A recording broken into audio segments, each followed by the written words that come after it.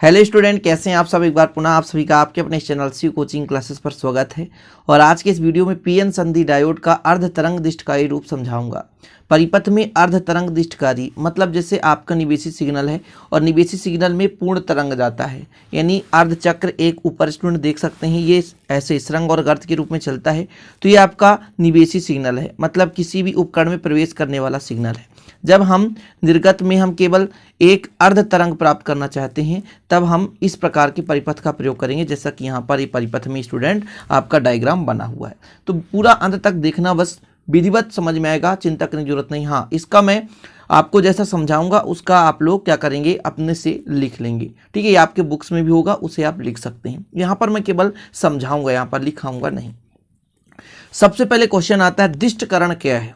दिष्टकरण क्या है और दिष्टकरण से अर्ध तरंग दिष्टकारी के रूप में पीएन संधि डायोड का वर्णन निम्नलिखित के आधार पर कीजिए। परिपथ का नामांकित चित्र हो जाता है, कार्य विधि हो जाता है, निवेशी विभव और निर्गत विभव हो जाता है।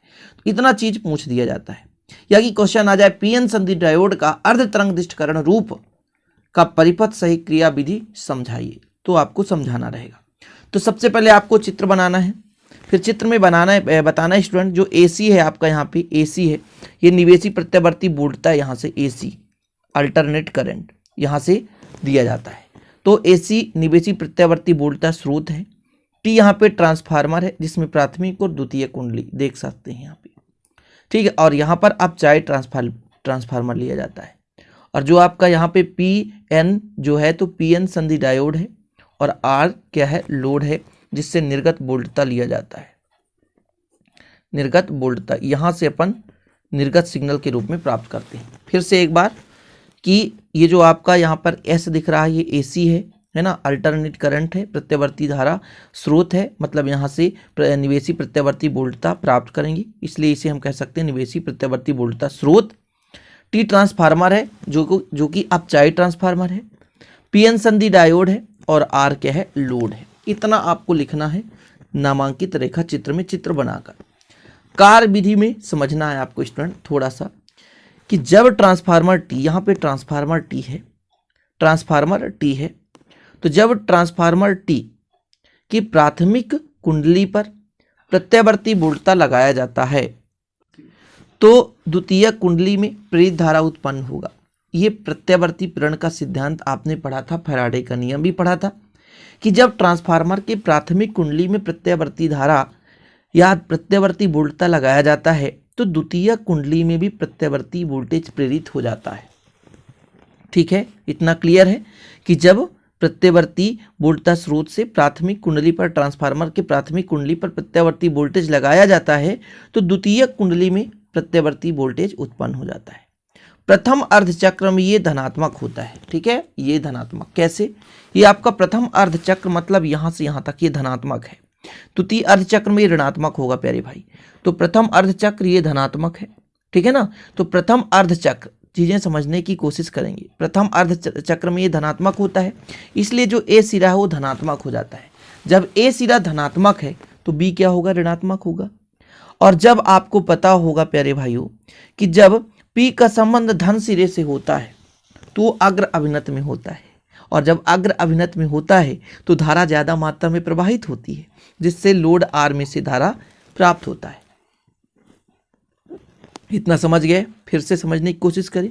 जब ट्रांसफार्मर के प्राथमिक कुंडली पर प्रत्यावर्ती वोल्टेज लगाया जाता है तो द्वितीय कुंडली में प्रेरित प्रत्यावर्ती वोल्टेज उत्पन्न हो जाता है या प्रेरित हो जाता है।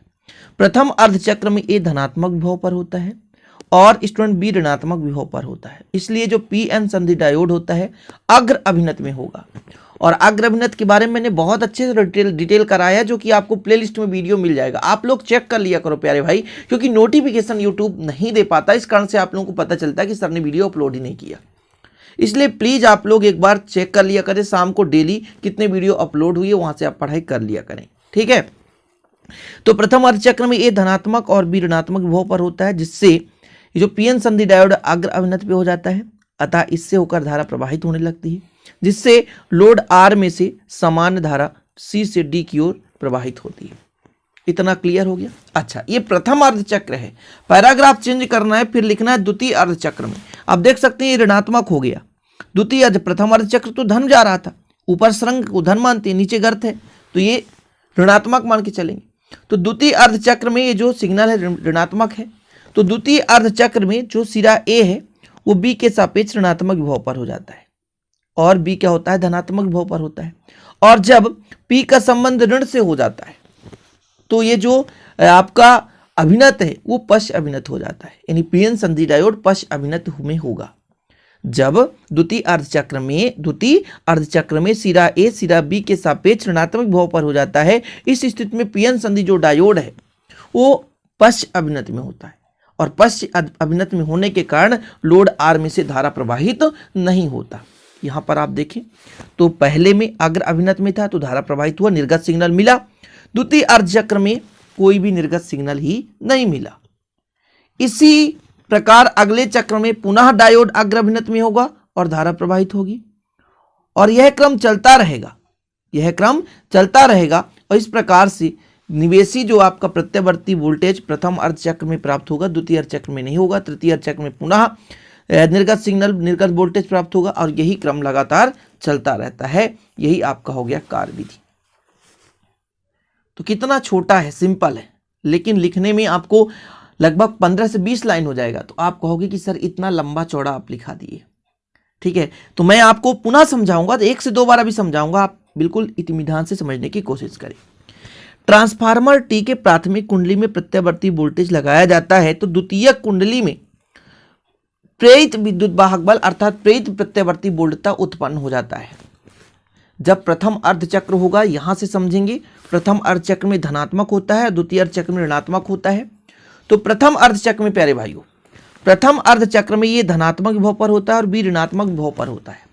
और ये जब धनात्मक विभव पर है तो पीएन संधि डायोड अग्र अभिनत में होता है और जब अग्र अभिनत में होता है तो लोड आर में से निर्गत वोल्टेज प्राप्त होता है। लेकिन द्वितीय अर्धचक्र में ए ऋणात्मक विभव पर होता है, बी धनात्मक पर हो जाता है और द्वितीय अर्धचक्र में ए ऋणात्मक विभव होने के कारण जो पीएन संधि डायोड है वो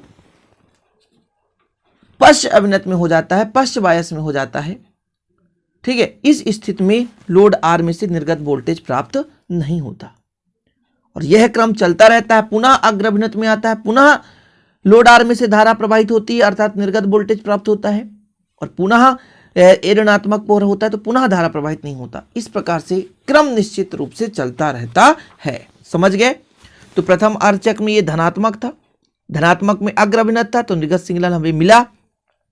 द्वितीय अर्धचक्र में ऋणात्मक हो गया तो सिरा ए आपका ऋणात्मक हो गया।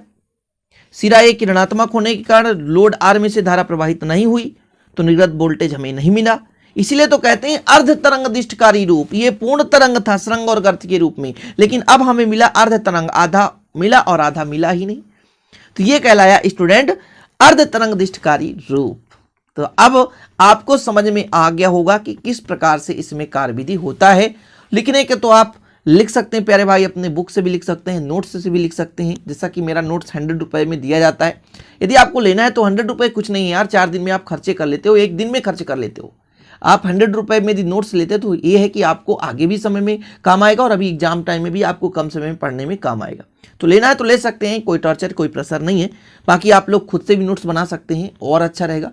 तो चलिए स्टूडेंट, ये वीडियो अच्छा लगा हो तो लाइक जरूर कर दीजिएगा। मिलते हैं अगली वीडियो में। जय हिंद, वंदे मातरम।